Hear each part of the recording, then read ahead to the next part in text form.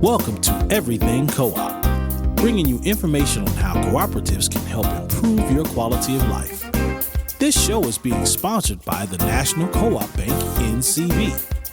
The NCB is dedicated to strengthening communities nationwide for the delivery of banking and financial services for the nation's cooperatives, their members, and other socially responsible organizations. For more information on the power of community ownership, visit ncb.coop. That's ncb.coop. Now stay tuned for your host, Vernon Oakes. Welcome, everybody. This is Vernon Oakes. Good morning this Thursday morning. You know, I am so excited that we have Ms. Alex Stone, who's the Executive Director of CooperationWorks, on the phone with us this morning. Good morning, Alex. Good morning, Vernon. How are you this day? I am great. How are you doing? I'm great. And where are you today? Right now I am in Livingston, Montana. Montana. Okay. Yep. Hey. Normally I'm in Oakland, California, but on this fine morning I happen to be in Livingston. Okay. So what is CooperationWorks? CooperationWorks is a national network of cooperative developers. So our members provide training, education, technical assistance, and other support to groups that are starting co-ops or possibly expanding their co-ops all across the country. And our members are cross-sector, so we do have some folks like the Food Co-op Initiative that, works nationally but focuses very specifically in the grocery co-op industry. And then we have other members that tend to serve an entire state or even a few states, and they will engage in cross-sector cooperative development. And we also provide trainings to newer cooperative developers, and we have some other continuing education through webinars and with our member meetings. So that's the gist of the organization, and our members are able to share all sorts of resources and expertise and really strengthen the field of cooperative development through that collaboration. So looking at your picture, you look real young. So how long have you been in this work? Well, I've been with CooperationWorks since 2016, the very beginning of 2016. Okay. Yeah, but I found my way into co-ops in college through a student housing cooperative and kind of fell in love with the model there and have learned a lot since then. But that was my introduction. So, and that was at Berkeley? That was at Berkeley. Okay, so student housing, you fell in love with. I'm kind of envious of you. I didn't find out about co-ops until I was like 55 years old.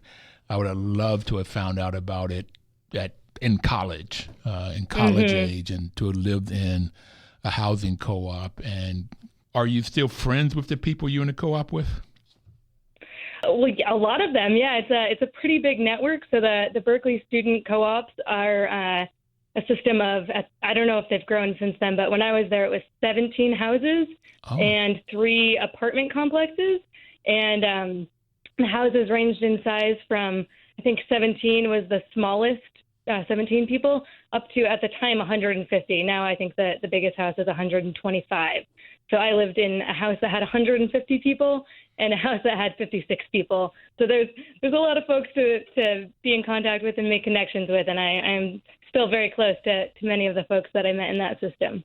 Wow, I didn't have any idea that they were that big. I knew there was a number of housing co-ops at Berkeley, but I didn't know 125, 150 students. Yeah, those are the largest ones.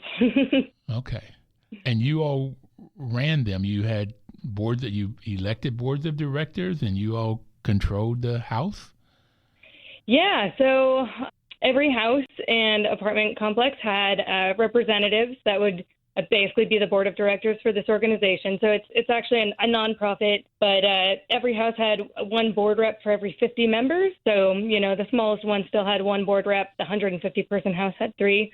And I was fortunate enough to serve as a board rep for a semester there, which was really interesting to see sort of the processes that went on at the higher level of the organization that was actually maintaining this much larger system. And then the houses also had kind of a management team that was elected every semester or year, depending on the position, that kind of oversaw how the house ran and made sure that the students had food and that meals were cooked and that the house got cleaned. There's a lot of levels. But I do think, especially being a board rep and really realizing that they're trusting, and we didn't fail them, trusting 19-year-olds, 20-year-olds to run an $8 million organization was a pretty neat experience to have at that age. Pretty much at any age. But let me say. Yeah. Fair enough. Okay, so there's 17 houses from 17 people to 150 students in each. How many total students were there? I think there's about 1,300, I want to say. Okay. In the housing co-ops, not the student body population. I know. Okay. Yeah, that's what I was asking, in the housing co-op. Yeah. So you got 1,300 students in the housing co-ops, and in each house they had one person on the board for up to 50 people. So the 151 had 3 people. The 17 one had 1 person. Yep. Okay. So you maybe have 26 people on the board, 27, 28, 30 people on the board. It's a big board. About 30, yeah. And they make all the decisions. Now, when they hire managers, are these students or is this a management company, a professional management company? Are they students? So there was a central management team. So there were hired full-time folks that, took rent, that ran a central kitchen that made sure that food got distributed to the houses with the help of kitchen or food managers at each house who would order, and with the help of students who delivered it as part of their work shift in this system. But the board hired the executive director, and the executive director would hire the rest of the staff that was more full-time. So there was a central kitchen and a central maintenance to make sure, in the Bay Area, when a house needs a retrofit, to make sure that got done, to make sure roofs were replaced, the really big stuff, and then also a central office to be the ones who could crack down, if folks needed to pay rent or, address any of those sorts of issues. And do you remember how much you all had in savings for replacing roofs or that reserves? Oh, man, I do not remember that now. No, because I'm thinking an $8 million income with 17 buildings, you got to get a pretty large amount of savings. And what I've had NASCO on the program before, that's North American Student Cooperative, and they tell me how great it is for students that are 18, 19, 20-year-olds, 21 perhaps, that will save for future students.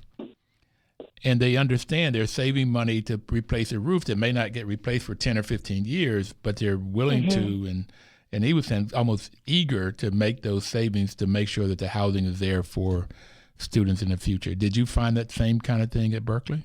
Yeah, and I think it was in some ways maybe easier than some smaller, different systems because we had such a strong central system. So, it kind of just came in through the rent, and everyone paid. Everyone in the houses, not the apartment complexes, paid the same amount of rent.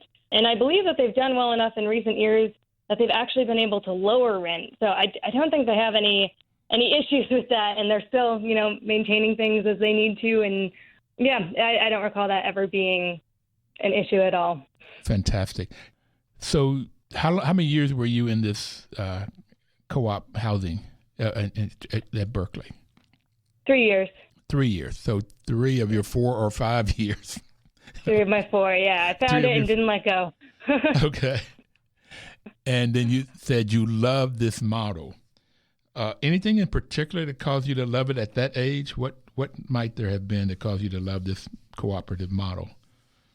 I really think and like I said, I've also learned so much since I was first introduced. I think there was a lot I didn't fully understand. There was much larger national work happening that at the time I was completely unaware of. I thought this was a special one-off kind of thing when I was 19 and stumbling into this. But I think for me, it was really just this, there was certainly a community element. And that's, I think, what initially drew me there, seeing the pamphlets of, people cooking together and having house meetings. And it seems like a really neat just experience. And then I got in, and that ownership piece and coming from the dorms, man, when you can't really do anything, and then being in this house where it's like, well, yeah, we get to decide kind of what the rules are, how we operate, how we live together, what murals go on the wall, what kind of food we want, if we want to be vegetarian, if we want to buy better meat, like everything the students got to decide. And that was just really unique. And I think especially at that age, and again, especially coming from the dorms, just so unlike, everything I had been told about how we should be getting along. Oh boy. Yeah. I wish I could have had that experience at that age. That's wonderful. So what about the rent, the dorm, the fees? Were they about the same as in the dorm, or were they lower or higher? So this was a while ago, but my freshman year, I lived in a triple in the dorms, which was the cheapest room you could get going through that system. And it was about $10,000. And for the student housing costs, I think it was around like $650 or so a month, including food and utilities. It was much better. It was much more affordable. It definitely made it reduced the debt I left college with in a super helpful way. That's what I kind of expected it would be lower, because you have total control and ownership. And once you know that, I assumed that the students also took better care of those houses in the co-op than they would their dorm room or the hallways in the dorm. Yeah, well, I mean, I think a lot of it is also that we, every student who's part of that system has to do 5 hours of work shift a week as well. So instead of paying people to come in and clean and cook, we're all doing that for each other, and everyone owed those 5 hours. And I was really lucky one semester to get to spend my entire work shift cooking for 5 hours every Thursday afternoon for about 100 people, which was great. Not necessarily everyone's jam, but, there's work shifts that take care of cleaning various parts of the house, making sure the kitchen's cleaned after meals. And I think that's really a driver of cost savings as well. So you had some sweat equity in there. And I just did my math. I assume you'd have to pay $650 times 12 months because it has to stay operational all year round. It was mostly, so there's kind of two, there's the school year, which is what your contract is for. And then they have separate contracts for summer, since a lot of students will leave. So the $650 was just for the school year. And then summer contracts often didn't include food, so they were actually a bit cheaper. So then that's about $6,500 versus $10,000, and it included your food. So that's a great break. I didn't know it would be like 35% less. Yeah, and I think that they've actually managed to reduce their rent in the last few years in the Bay Area, where everything is just going up, going crazy. Yeah, I mean, it's really impressive. Yeah. Okay, Ms. Alex Stone, Executive Director of CooperationWorks. That's a great story, and I really wish I could have had it in undergrad. Living in a housing co-op and having that control and making decisions and all of that, and lowering your costs, which is all of the benefits of co-ops. That's why I like this model. We're going to take our first break and come back and talk about what else you have done in co-ops, and then get into what are the kinds of things that CooperationWorks does. And you, like I said, you still sound young, so it's caused you to also get more experience and responsibility at a younger age in this cooperation world. We'll be right back. Please don't touch that dial. Washington, D.C.'s News Talk, 1450 AM WOL and 95.9 FM. Information is power. Well, not information is stored power. You don't get that information until you put some action to it. And the reason the National Cooperative Bank is sponsoring this program is to give you the information about co-ops. And if you really want power, the kind of power that Alex was just talking about, as a young person, a teenager in her early years, to help to run an $8 million business at Berkeley, if you want that power, then you can get this information, but you have to put the information to work. And sometimes the reason we want you to listen to this program is so if you have a business you want to start, you might get with 3 or 4 other people and start a cooperative business, or search out a co-op and buy your products or service from there. And we'll talk about more co-ops as we continue. So Alex, let me ask you, what did you do after the Berkeley experience? Yeah, well, that actually fed pretty directly into my next few years. During my final year at Berkeley, there was a movement to start a student-run food cooperative, which is actually a collective. It's also technically a nonprofit, but it did come into existence. So I was a part of that group. And then after I graduated with one of the other folks that was working on it, we co-founded the Cooperative Food Empowerment Directive, which at the time had a mission of training students to open food co-ops on other campuses. I think recently they've shifted to more specifically and emphatically focus on like food sovereignty and food justice in marginalized communities. So there's been a little bit of a shift recently, but at the time it was used as a training tool for students on other campuses. And then after that, just as the Berkeley Student Food Collective was about to open, I was hired as their operations manager. Kind of took them through startup there, spent a couple of years building up the store, and I'm happy to report that 9 years later, they're still running and happy and doing well. Great. Yeah. Okay, so what year did you graduate? 2009. Okay. So the reason I keep saying you sound young, that's to me, you are. I'm 72, and I figured out I was 47 when I heard about co-ops. That's about 25 years ago. So to get that at 18, it would have been great to have this experience, and also to get the experience that you've had at helping to start a student collective, to help to start a business, and then to run it. That's just phenomenal, and it's also still there, and it's still successful 9 years later. That's great. Yeah, it's a project I hold near and dear to my heart, and I still interact with the person who is currently the kind of one hired employee right now, and it's really good to still be in contact and see that they're still, doing well and have students engaged. And yeah, it's I would say it was really neat in the first few years, at least. When we first opened, so few people knew about us, but then with every new wave of incoming freshmen and transfer students, within just a few years, it went from such a small percentage of students even knowing about the store to being one of those fixtures where you come into this place and you're maybe, a lot of folks aren't necessarily there for more than those 4 years, but they come in and whatever's there, it's kind of just been there since time immemorial. So it was neat to watch that transformation happen of, instead of being this weird store that folks were, didn't know about or weren't sure about or thought you had to be a member to shop at, to being kind of a fixture that people would know as they came in. So the housing co-op is a consumer co-op. That means the people that live in it own it. They use it. They use the products and services. So was the food co-op owned by the students also?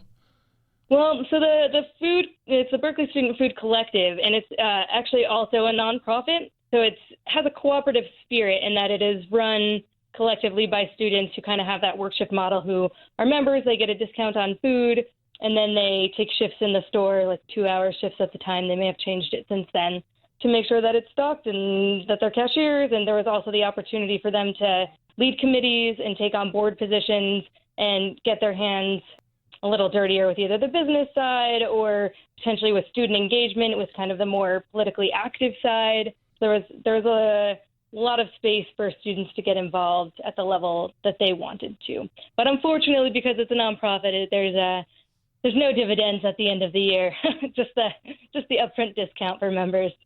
Okay, that can be a dividend in itself. Yeah. So where did you go from the Student Food Collective? Where did you go next? Well, I actually took some time and traveled for a bit after that and came back and was involved with a couple cooperative projects in the Bay Area. And these were where some really good lessons were learned. But I was doing that kind of as they were both very early phase. And those two didn't come to fruition in a lasting way. But like I said, there were some really good lessons learned. And I also, at that time, was working farmers markets for a local pasta shop for a couple of years before I came to CooperationWorks. Okay. And when did you come to CooperationWorks? I started in January 2016. Okay. So what is CooperationWorks? Let's change it a little bit. We got your history and it sounds exciting. What is CooperationWorks? You said a little bit about a national cooperation created to grow the cooperative movement and model across the United States. So you're a national organization. And how many? That's exactly what I was going to get to. Okay. We have 34 organizational members and 13 individual members. And collectively, even though they're located in, I think, 29 different states, they actually work nationally when taken together. And like I said earlier, they're cross-sector as well. So we have folks working in producer co-ops and food co-ops and worker co-ops, and it's all across the board. So if there's anybody out there that haven't heard me say this, there are 4 basic types of co-ops. They can be different variations. But the first one is a worker co-op, and that's a co-op that's owned and controlled by the employees. So any business you can think of could be a worker cooperative if it's owned and controlled by the employees. And the second one is if it's owned and controlled by the people that use the products or services. It's called a consumer cooperative. And we talked about food co-ops, there's credit unions, and you can have there's a health clinic in Madison, Wisconsin that's owned by the patients. And so it's a patient-centric health clinic. So that's the other big type. And then food co-ops can be either. It can be a worker-owned cooperative or it can be a consumer-owned cooperative. And there are some hybrids that's owned by both. And then the third type is a purchasing cooperative, and that's when people come together. A lot of farmers are using it, and artists are beginning to use it. They come together to buy their products or services together so they can buy in volume, and they can get a lower price and normally a better quality because whomever is managing that will know more about the products and can negotiate better deals. And on the flip side of the farm, if you will, or the business is the marketing cooperative, and they come together, farmers come together and join and make these co-ops or artists or whomever that markets the products or services. And people like Cabot Creamery, which takes all of the milk from it was 9,000 farmers that belong there, 909,000, don't remember, but they take this milk and they make it into cheese and cottage cheese and everything like that. And Ocean Spray, those are all different types of marketing co-ops. So those are the basic 4. So when you talk about them, I just wanted people to, Alex, if you talk about the different types, to have a sense of what makes a cooperative. It's owned and controlled by its members. And who owns and controls it is what type of cooperative it is. Okay, so I heard 34 organizations. How many developers, individual developers? So we have 13 individual members right now. Okay. And, within the organizations, there's anywhere from 1 to maybe up to 10 or so developers that are part of our organizational members as well. Okay. So 34 organizations, 1 to 10 members or 1 to 10 developers, and then 13 individual members they develop co-ops. Yes. They, like I said earlier, provide the training, education. So sometimes it's in the form of a statewide conference or a national conference, but that's more targeted to a specific industry. They provide technical assistance to specific groups that come to them who are wanting to start up cooperative enterprises. Yeah, and then whatever other support might need to be offered. That could be referrals to the accountants that will actually help them be able to run their business. It might be referrals to co-op-oriented lawyers. Yeah, our members do a lot in helping to get these cooperative enterprises up and running. Okay. So I see that one of the statements from your webpage is that CooperationWorks envisions a society in which thriving, cooperatively owned enterprises are the bridge to a just, resilient democracy. Okay. Mm-hmm. Okay, I like that. It's a big vision. And your mission seems very similar to NCB's, National Cooperative Bank's mission: strengthen America's cooperative movement by building and empowering a network of field cooperative development practitioners. Mm-hmm. All right. Well, we're going to have to take our second break here, and I want to come back and talk about some of the specific co-ops that you all have helped develop. And in D.C., there's a cooperative stakeholders group, and one of the aims was to create a cooperative development center. But we'll be right back and talk about some of these additional things. Washington, D.C.'s News Talk, 1450 AM WOL and 95.9 FM. Welcome back, everybody. This is Vernon Oakes, and we have Alex Stone on the line with us this morning. She's Executive Director of CooperationWorks, and we talked a little bit about what CooperationWorks is. It's a group of Cooperation Development Centers or organizations. There's 34 of these organizations and within 29 states, but they pretty much cover all of the U.S. And they have 13 individual members who develop co-ops and help co-ops to improve themselves. So, Alex, can you give me some examples of the different co-ops, or I think on your webpage they're called success stories? Mm-hmm. Yeah, I mean, I think that you're probably going to pick out a couple of the stories from the webpage, but they really range. The success stories are also published actually in an annual newsletter that CooperationWorks puts out. But there are a number of grocery stores that are success stories within our members. I actually recently put together about a 50-slide highlighting success stories for our members, which range from a worker-owned cafe in Maine to a farmer-producer co-op in Pennsylvania. There's a fisherman's co-op or fisher-person's co-op in New Hampshire. There's a number of projects in California as well. There's a peony growers cooperative in Alaska. What kind of grower? What kind of grower? Peony. What's kind that? of flower, peonies. Oh, flower. Okay. Yeah. So they really range. And I know on our website, I think you had specifically looked at maybe the Ronan Cooperative Brewery, which I don't think is up and running yet, but they are working with the community, and hopefully we'll have that up. So that's in Montana, and I think yeah. in Montana from the cowboy days, and the brewery sounds very appropriate. In Main Street, I think it was, to try to bring the Main Street back up. That and a fresh start grand opening in Montana also, a food co-op. Yeah, I saw both of those in there.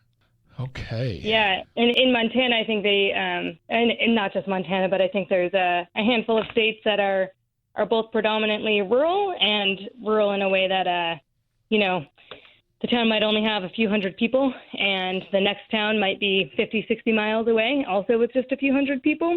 So I know recently there's been quite a project of trying to convert small grocery stores that might be really the only place to get groceries in 30 or 40 or 50 miles. In a lot of these cases, they're not to worker ownership as we often think of conversions, but to a more kind of community-owned consumer co-op model, because that's what works in these small communities. But I think these conversions have a pretty special role in these communities that really are in some ways only able to hold on because they have that source of food in their town. Yeah, I don't know what it would be like if I live in a community where you couldn't buy food. That seemed like I have to go 60 miles to get food. Okay. What is this new opportunities for new Americans? That was one of your success stories. Yeah, so that's one that comes from the Cooperative Development Institute. So they're a member that works in New England, and I believe this one is working with some refugee immigrants and helping them basically set up farms and cooperative businesses to basically enable them to put down some roots here and be successful and create their communities. So they've assisted, I believe, there's New Roots. I think there's a food business. There's definitely a couple farms. It's I think been a really great program for them up in. I think most of this is happening in Maine. Yeah, that sounds so exciting. That's one of the reasons I wanted to talk about it, because you're talking about new immigrants from Somali, Bantu refugees. Mm-hmm. So now in the news today, you're mostly talking about the new refugees from south of the border, but you got refugees coming from all over the world. And to be able to come together and form a business working together, that sounds extremely exciting. And I think that they've had a lot of success with this program and are continuing to work with these folks and help lay out some new opportunities. I think it's so critical. And the Maine Farmland Trust purchased an older farm, a 30-acre farm with an old dairy farm, and then they leased it to a lease with an option to purchase to this new group. That's the community coming together to help. Yep. And we don't hear that as much in the news today. Yes. It's not the thing that makes headlines, I suppose, but it's important nonetheless. That's why people come here. Mm-hmm. And then we have this cooperation and CooperationWorks helping these folks. Okay. Neato. So that's one. This WYO Fresh Cooperative. Mm-hmm. What was that about? Yeah, so I believe that is a kind of an online marketplace. So it specifically is in Wyoming, which is one of those states that, is very rural and very spread out in terms of population. So it can be, I think, challenging to have a grocery store that is maybe full service. I think there's issues with rural food distribution. The routes are kind of sparse. Prices are really high. So this is a way for local producers to come together and offer through a platform, basically, online, folks to be able to order their food. I think has worked pretty well for them so far. I forget the exact mileage they cover, but it's a pretty big swath here. It's 11,000 square miles. Yeah, 11,000 square miles. Started in 2010. An online food co-op. Okay. Mm-hmm. That's the other thing that's so exciting about this cooperative world is, okay, there's a problem, and then you look at creative ways of solving the problem. And that, to me, is a very creative way. Now, I can't tell by reading if it's a consumer cooperative. Does the people that buy there own the co-op? I believe with this one, it's actually the producers own it. I think there's kind of I think I might be mixing this up with a different one, but I'm pretty sure it's this one where the producers are actually the owners, and consumers, I think, pay a pretty nominal fee annually to be kind of a member, but not a vote-holding, decision-making member. I think just to be able to participate in that marketplace, if I'm recalling correctly. Mm-hmm. Okay, that's exciting. That's a very creative way to get food and fresh produce, too. Okay. Mm-hmm. And to support the local producers in the state who may not otherwise have that, the density of market to be able to really sustain themselves. Boy. So are there any other ones you want to talk about? This child care co-op, I don't remember exactly where it was. I'm just was looking at your webpage. Mm-hmm. Yeah, so this is in North Dakota. And yeah, it's I think 77 children. This one I think was also featured in our website, so it might have some even more up-to-date information on that. So this was developed by the North Dakota Association of Rural Electric Co-ops. They have a co-op development arm that is one of the members of CW. Hold on a second. So there's the Rural Electric Cooperative, and that in itself is a consumer cooperative. It provides electricity, and it was formed in the 30s and 40s with help from the government to help provide electricity to rural areas. I just want everybody to know. And so here's another example of we've got to have electricity, and the large corporate companies won't put it into these vast areas because it costs so much to string the lines and so forth, and they won't get a return on their dollars. So these rural electric co-ops came in and provided electricity for all of this rural area. And they I think it's 80% of the land of the United States is provided electricity by these rural electric co-ops. And then now they are creating a child care? Okay, tell me about that. Well, this is the Association of Rural Electric Co-ops in North Dakota, and they do have a co-op development branch, and they've been active members of CW for quite a long time. So they do a lot of work. But yeah, they helped create this child care co-op that serves, at least at the time this was published, 77 children.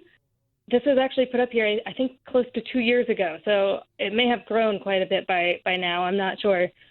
And yeah, this model has the parents as the member owners.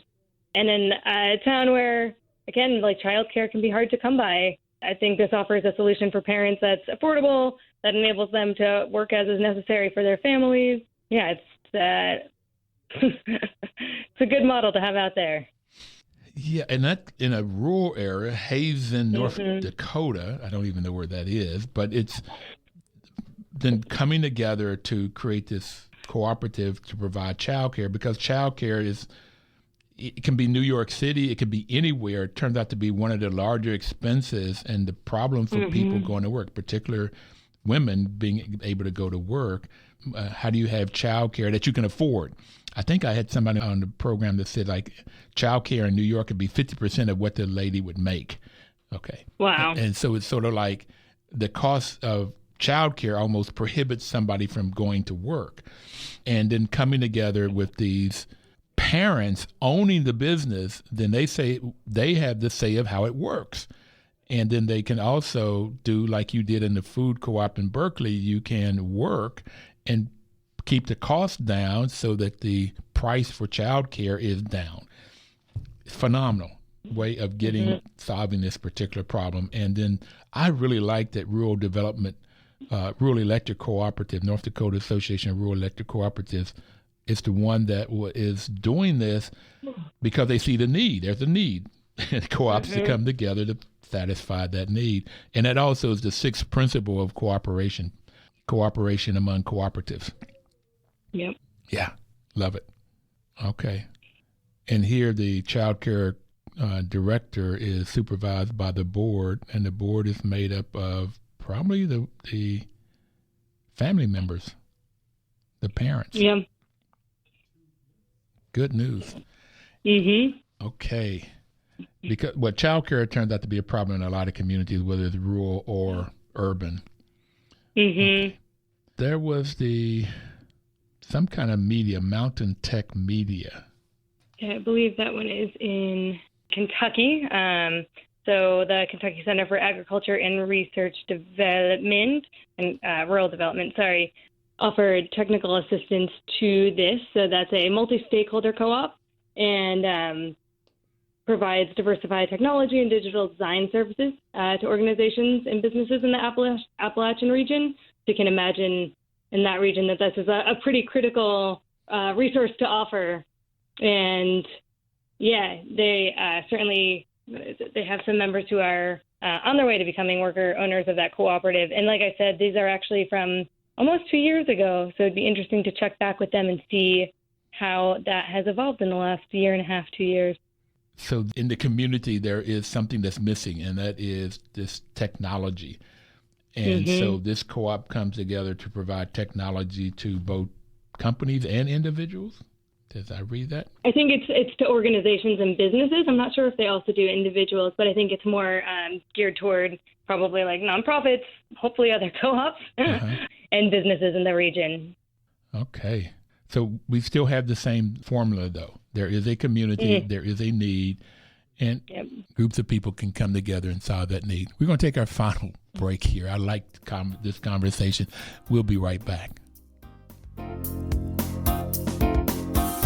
Washington, D.C.'s News Talk, 1450 AM WOS and 95.9 FM. Welcome back, everybody. This is Vernon Oaks. The program is Everything Cooperative, and we are talking with Miss Alex Stone, who's Executive Director of CooperationWorks. And we've already talked about the number of different types of co-ops, that there are 34 organizational members and 13 individual members have been working on through the years, different success stories in different areas of the United States. Alex, what are some of the benefits of a cooperative? Why would somebody want to form a co-op? Oh man, so many. Well, like in the examples we just discussed, there's, often a need that members of the community are seeing go unmet, whether that's childcare or living wages or access to food or access to housing. So a group of people can come together and make sure that those needs get met. And as they're getting met, they can benefit from not just that getting met, but any profit that comes in above the cost. Gives people. Can I stop? Can I get you to stop a second? Oh, sure. Okay, there's a need in the community. So I want everybody out there to hear, whatever need you have in your community, you can solve it by forming a co-op to meet that need. And if there's a surplus or profit, you get to share in that.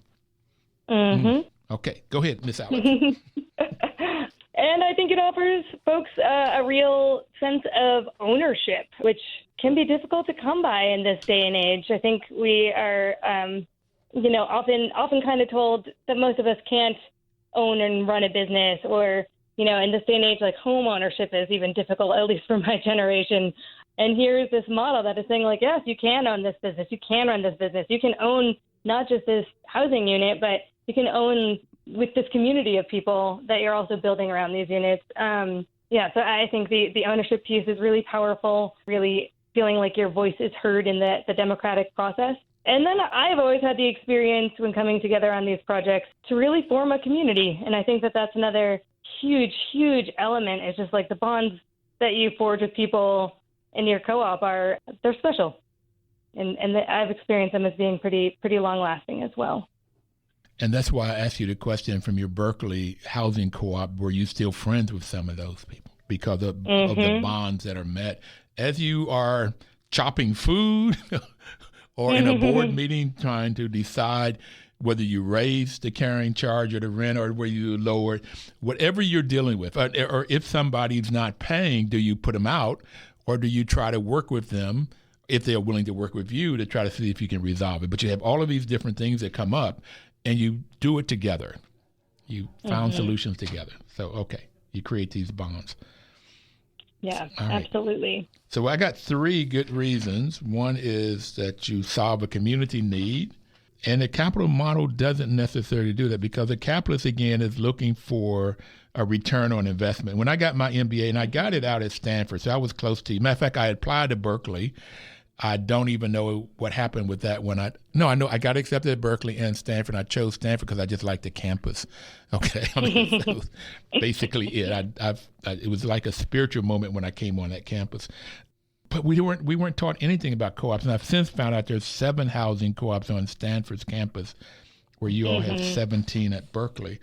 So you find a need, and the co-op can help you solve that need. The second one is you said a real sense of ownership. I want to change that a little bit from my perspective. You have ownership. Yeah. Okay. Not a sense of it. It is truly ownership. And you can own that business. And I manage houses here in the multifamily houses here in the districts, and that's where I learned about housing co-ops. And you have affordable housing often that you have folks that may be making 30% of the median family income or lower, or 50%, so that they would not be able to get into a market rate co-op or can't even buy, particularly some of these places now, a 1-bedroom is costing $1,500 to $2,000. So you can't get into there, and you definitely, if you were renting it, you won't own it. So here's a way of getting real ownership. And then you form this community. And this community, you solve problems. And this is what I really liked. If you have people in one 16-unit co-op, Alex, I have, at one point, I don't think anybody had a college degree in that co-op. And they came together and made decisions. They're running a $500,000 business, 16 units. And they made the decisions, and they made hard ones, and they would get up in front of each other's face and tell them what you have to do based on the bylaws and the house rules, the occupancy agreement. This is what you have to do. If you're not doing it, you have got to go. And I would see change behavior. So I like this model that folks get ownership. They get real ownership, and they form bonds. And some of these members, well, it's been about 20 years now. They've been there this whole 20 years. So unfortunately, the only way they go is what happens too often as seniors, but they stay, okay, until there's no other choice. So I have it that you can also create wealth in co-ops. And that's in 2 ways. That's financial wealth, and we've talked a little bit about social wealth in terms of the bonds that you create. But I've seen that in these housing co-ops, you have to learn how to work with the police. You have to learn how to work with city council, with different organizations within the city. So you really get a better sense of community, the whole bigger community, because of who all you have. And if there is a profit, they can share the dividends, or in Berkeley, they can lower the carrying charge. And I've seen some that have done both in the housing co-ops and in others. Matter of fact, I got my first dividend check from a purchasing co-op here in the district called Community Purchase Alliance. And it was working with nonprofits and government entities, charter schools, churches was what they first started with. So because I'm managing a lot of affordable housing co-ops, they allowed me to join also, and I bought my copier machine through them. It was a wonderful experience. And so you can create a financial wealth. Yeah, and absolutely. What else might there be in the benefits of co-ops? I mean, I would add, and this is, I think, pretty intimately tied into the ownership element, is that you really learn the bones of whatever co-op you're a part of, which can translate into I think you had just mentioned folks in the housing co-op, having to dig into bylaws. You have a much greater sense of the understanding of governance. You might gain skills in job training where you perhaps wouldn't in a traditionally owned business. I think, baked into the co-op principles is that education, training, and information piece. Number 5, fifth principle, yes. Yeah. And it bakes in to prepare you, hopefully, for running the cooperative you're a part of more smoothly and being able to operate it with the other member owners. But I think should folks need to, for whatever reason, leave their cooperative, it's also really providing them with skills and knowledge that they can take and that will benefit them in other elements of their life, whether that's, a job or working with a different worker co-op, or whether that's, I don't know, how you interact with other organizations you might be members of. I think you learn some really critical life and professional skills in cooperatives that are not necessarily baked into more traditional enterprises and organizations. I think you're absolutely correct. And I've heard that if you're in a co-op and you join a board and you learn all of these skills, then you may next step run for and become on the board of education or city council. Mm-hmm. But because it's democratically run, and some people call it in co-op is a small D. I think it's a big D because you get more involvement in a co-op than you do in the elections. And I think in the U.S. the election now is 42% of the people that are eligible to vote will come out and vote. We're in a co-op, the 16 unit. We used to have 13 members. We'll have about 10 at every meeting. Okay, and so you get much more engaged and involvement. And so you can take the skills and then go into other forms of governance. Or I've heard of people that have gotten jobs. And I had one lady that she's a president of a board, I think it's an 85-unit co-op in Baltimore. She said that she didn't know how to budget before she got into the co-op. And now it's helped her personal finances in budgeting and saving and all of these things that you learn. And she was saying how she takes the skills she's learned that has helped her individually learn her own personal stuff. Yeah, absolutely. Yeah, and I'll put forward that, I was a food manager in one of the houses I lived in college. And even though I had been active in starting the Berkeley Student Food Collective, one of the things they told me about why they hired me was not my prior participation, but was that I was the only applicant that had experience ordering bulk food, basically. Okay. So the experience in the student housing co-ops and gaining some of those skills around managing a kitchen really directly helped me with my future. Alex, we've got to go. Time is out. It came up on me. I'm sorry. But I really have enjoyed this. Thank you so very much for being on and for all that you've done in such a short lifespan. It's great. Thanks, everybody out there, and please have a wonderful week and live cooperatively. Washington, D.C.'s News Talk, 1450 AM WOS and 95.9 FM.